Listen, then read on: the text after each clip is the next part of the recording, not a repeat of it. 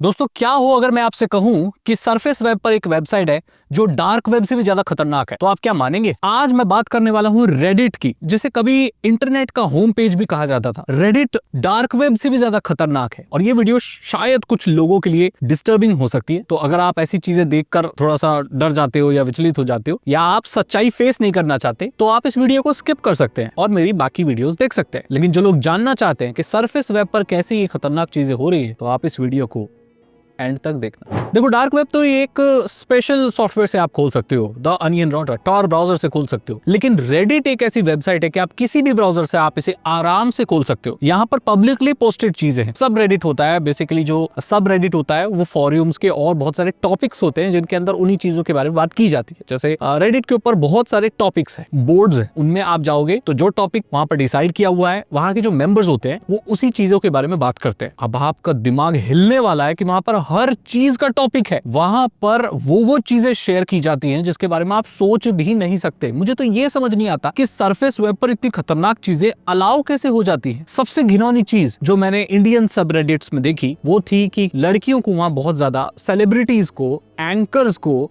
Politicians को sexualise किया जाता है वहां पर। मतलब अब ठीक है, उसके बारे में अभद्र बातें हो रही हैं, बहुत गलत बात है ये, लेकिन उसके बारे में लोग रोल प्ले कर रहे हैं। टेक्स्ट में बोल रहे हैं कि इस एंकर के ऊपर कोई बात करना चाहता है क्या, इस सेलिब्रिटी के ऊपर कोई बात करना चाहता है क्या। वहां पर इतनी अभद्र गंदी बातें हो रही हैं कि वो कोई भी सभ्य समाज का हिस्सा नहीं हो सकती। मुझे तो एक ताज्जुब है कि सरकार सोशल मीडिया पर कोई भी चीज अगर इधर उधर हो जाए तो उसे तुरंत डिलीट कर देती है, एक्शन ले लेती है। लेकिन ये फ्रीली जो रेडिट पर लोग गंद पोस्ट कर रहे हैं, इसके खिलाफ सरकार कोई एक्शन क्यों नहीं ले रही? क्यों इसके खिलाफ कोई एक्शन नहीं हो रहा? किसी भी एंकर, किसी भी सेलिब्रिटी को उठाकर उसके बारे में इतनी गंदी बातें करना, उसका रोल प्ले करना और ये सारी चीजें बहुत ही खतरनाक है, बहुत ही बेकार है। ये नहीं होनी चाहिए। पता नहीं क्यों ये एग्जिस्ट करती है। आर्टिफिशियल इंटेलिजेंस बड़ी खतरनाक चीज है, लेकिन डीप फेक से क्रिएटेड इमेजेस एक्ट्रेसेस की, एंकर्स की, पॉलिटिशियंस की इजीली वहां पर सर्कुलेट हो रही हैं, सबरेडिट्स में पोस्ट भी की जा रही हैं और उनके बारे में बेकार बेकार बातें भी हो रही हैं। लेकिन इस चीज को मॉडरेट करने वाला कोई है ही नहीं। वहां पर गंदी गंदी चीजों का कन्फेशन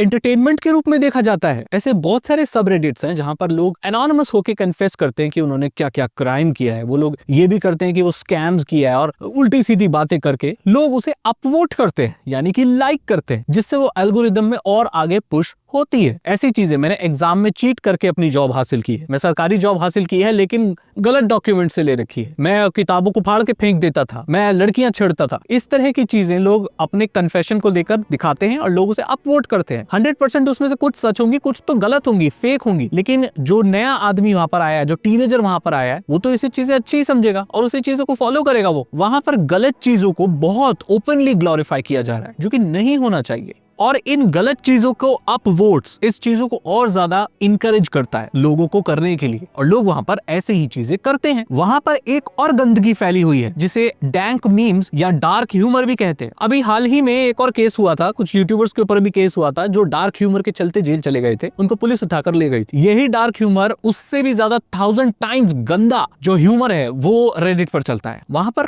कोई किसी का रिश्तेदार, बहन, बेटी, माँ, भाई, बाप, मौसा, कुछ नहीं है। वहां इतनी गंदगी है, मैं बोल नहीं सकता। रिश्तों की मर्यादा नहीं है, बड़ों का सम्मान नहीं है, औरतों का सम्मान नहीं है। वहां पर कुछ भी गलत बातें हो रही है और ये सब पर्दे के पीछे नहीं, ओपनली, पब्लिकली और विदाउट लॉगिन भी एक्सेस कर सके ऐसी जगह पर हो रही है, अंदर से अंदर सबरेडिट्स में। अब इसके ऊपर क्यों कोई कार्रवाई नहीं होती? मैंने क्या फाइंड आउट किया वो मैं एंड में बताऊंगा। लेकिन वहां पर डार्क ह्यूमर के नाम पर किसी का भी मजाक उड़ा दिया जाता है, किसी भी रिश्ते की धज्जियां उड़ा दी जाती है और बिल्कुल नहीं सोचा जाता पोस्ट करने से पहले। अब वहां पर लोग एनोनिमस पोस्ट कर सकते हैं, इसलिए लोगों को एक सेफ्टी का सेंस आता है। और मैं आपको बताऊं, जब भी इंसान एनोनिमस होता है, जब भी इंसान को ये लगता है कि उसे कोई नहीं देख रहा, तो उसका असली रूप सामने आता है। इसी की चीज को आप 100 टाइम्स बढ़ा दो तो डार्क वेब फॉरम्स बन जाएंगे। और इनफैक्ट सिमिलर ही लगता है मुझे रेडिट तो डार्क वेब फॉरम से। डीप वेब, डार्क वेब के फॉरम्स में मैं गया हूं, वहां पर देखा है कैसी डिस्कशंस हो रही, और मैंने रेडिट भी देखा। मुझे ज्यादा अंतर नहीं लगा। 2025 के रेडिट में और डार्क वेब में ज्यादा अंतर है ही नहीं। यहाँ पर भी जो चाहे वो बातें हो रही हैं, रिश्तों की कोई मर्यादा नहीं रखी गई। ऐसी बातें जो मैं नहीं बोल सकता, अगर मैं बोल पाता, ये अलाउड होता तो मैं जरूर बोलता, लेकिन ये अलाउड नहीं है दोस्तों, इसलिए मैं बहुत बोल नहीं सकता बातें आपको। इस तरह की बातें वहां पर ओपन नहीं चल रही हैं। अब यहाँ पर रेडिट पर कोई गेटकीपर कुछ भी नहीं है और यहाँ पर सबसे ज्यादा जेनजी है। ये जो आगे आने वाली जो नई जनरेशन है, 13 से 17 साल के बच्चे यहाँ पर इजीली आ सकते हैं, अकाउंट बना सकते हैं। कोई 18 साल कोई चेक करने कोई भी नहीं आ रहा। इजीली बच्चे अकाउंट बना रहे हैं और एडल्ट कंटेंट को कंज्यूम कर रहे हैं। और एडल्ट कंटेंट तो चलो एक बार में समझ भी आता है, वो तो बच्चे डाइजेस्ट कर भी लें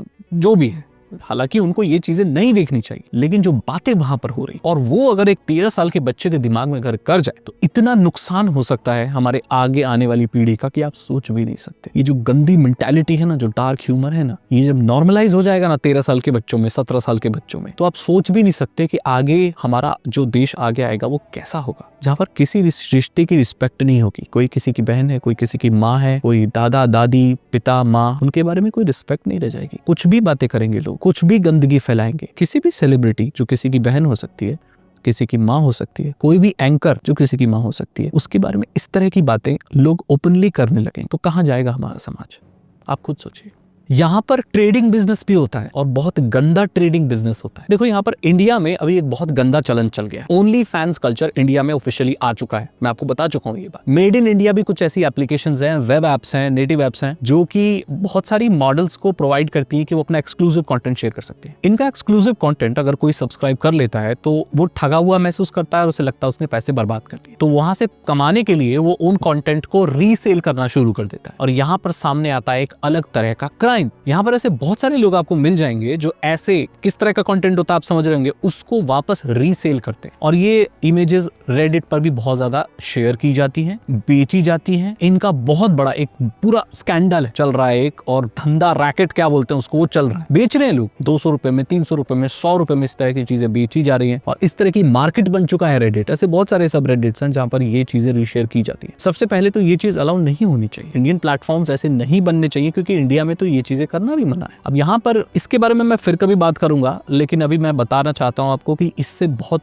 दूर रहना भाई आपको। ये आपकी लाइफ बर्बाद कर देगा। ये ओनली फैंस कल्चर है ना, ये अमेरिका में लोगों की जिंदगी बर्बाद कर चुका है, ये इंडिया में आ चुका है, यहाँ भी बर्बाद करेगा। और कैसे आप लोगों को ठगा जा रहा है, मासूम लड़कों को ठगा जा रहा है, इसके बारे में अलग से बात करूंगा मैं। तो ये ऐसी गंदी चीजें ट्रेड करने का भी घर बन चुका है रेडिट। और यहाँ पर ये चीजें अलाउ कैसे हो रही है? मॉडरेशन नाम की कोई चीज नहीं है क्या? देखो रेडिट पे जितने भी मॉडरेटर्स हैं वो ज्यादातर विदेश के हैं, उनके यहाँ पर ये चीजें नॉर्मलाइज कर दी गई है, चलती होंगी। लेकिन हमारे रीजन में हमारे जो सेंटिमेंट्स हैं वो क्या है, हमारे बिलीव्स क्या है, क्या हमारे लिए गलत है, वो उन लोगों को मालूम ही नहीं है। उन मॉडरेटर्स को फ्रीडम ऑफ स्पीच के नाम पर कोई भी गंदगी शेयर हो रही है। सरकार ने नियम बना रखे हैं कि आपको नोडल अधिकारी लगाना है सोशल मीडिया का, बट ये जो रेडिट है ना, ये एक्चुअली प्रॉपर सोशल मीडिया की कैटेगरी में आता नहीं है, ये फॉर्यूम्स वगैरह की कैटेगरी में आता है, इसलिए शायद बच जा रहा है। मे बी ऐसा हो सकता है। तो मेरी नजर में सरकार को पूरा इस पर रोक लगा देना चाहिए रेडिट पर, क्योंकि इस पर ज्यादातर गंदगी ही, फॉरेन स्क्वारा भी है वहां पर इतना नहीं है, लेकिन यहाँ पर कंप्लीटली गंद है। इस सोशल मीडिया या इस वेबसाइट के ऊपर मॉडरेशन होना चाहिए, नहीं तो ये बैन होनी चाहिए। बहुत सारे लोग मेरे से सहमत नहीं होंगे, बट मुझे जितनी गंदगी मैंने यहाँ देख ली है ना, इसके बाद मुझे लगता है कि इसे खाली कर देना चाहिए या तो इसे बंद कर देना चाहिए। और ये बिल्कुल डार्क वेब है, जो कि सरफेस वेब पर तैर रहा है, और ये डार्क वेब से और ज्यादा खतरनाक है क्योंकि यहाँ पर कोई बैरियर नहीं है।